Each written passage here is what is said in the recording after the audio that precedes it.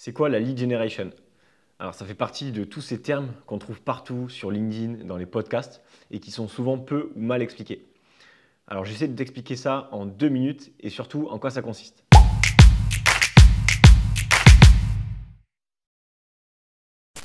L'idée derrière ce terme, elle est assez simple.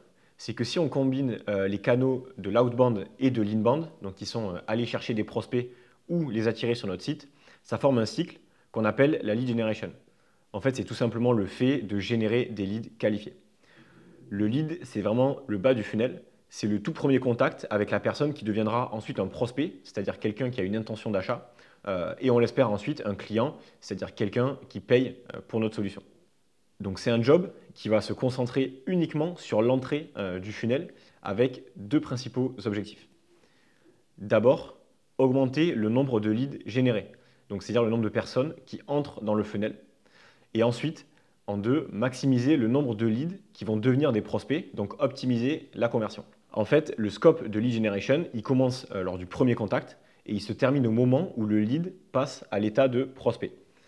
Et c'est là où il ne faut pas le confondre avec le terme de demand generation, que j'ai déjà expliqué dans une autre vidéo et que je t'invite à aller voir pour que ce soit plus clair, et qui lui prend en compte l'ensemble du funnel, donc c'est-à-dire du lead jusqu'au client, et avec toutes les étapes que ça implique entre les deux. Alors comment ce job se matérialise au quotidien?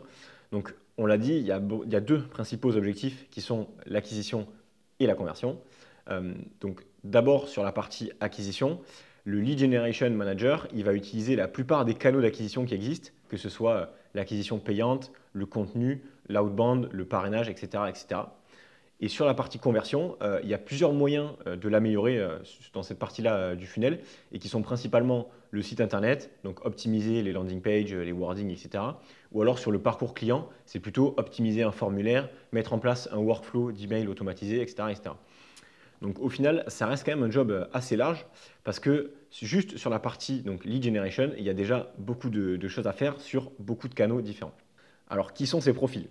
Très souvent, c'est un job pour les profils plutôt juniors en growth parce que ça reste un très bon moyen de comprendre comment fonctionne un cycle d'acquisition et comment on utilise les différents canaux d'acquisition ensemble.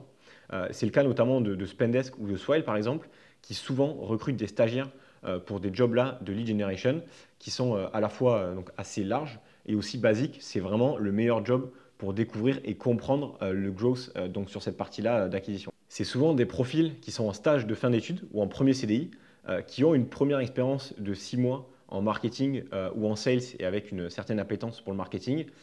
Et sur les salaires, c'est des salaires qui commencent entre 35 et 45 K, donc on est sur un premier CDI ou 2 ans d'expérience. Alors quelque chose que je n'ai pas précisé, c'est que la plupart du temps, c'est des jobs qu'on retrouve dans les grosses startups avec une équipe growth bien établie. Donc c'est aussi et surtout l'avantage de travailler dans une équipe assez expérimentée et surtout qu'il y a les moyens suffisants pour pouvoir bien se former. Donc voilà, j'espère que c'est beaucoup plus clair pour toi toute cette notion-là de cycle et de scope de la lead generation. On attend vraiment tes questions avec plaisir si tu en as. Allez, à bientôt.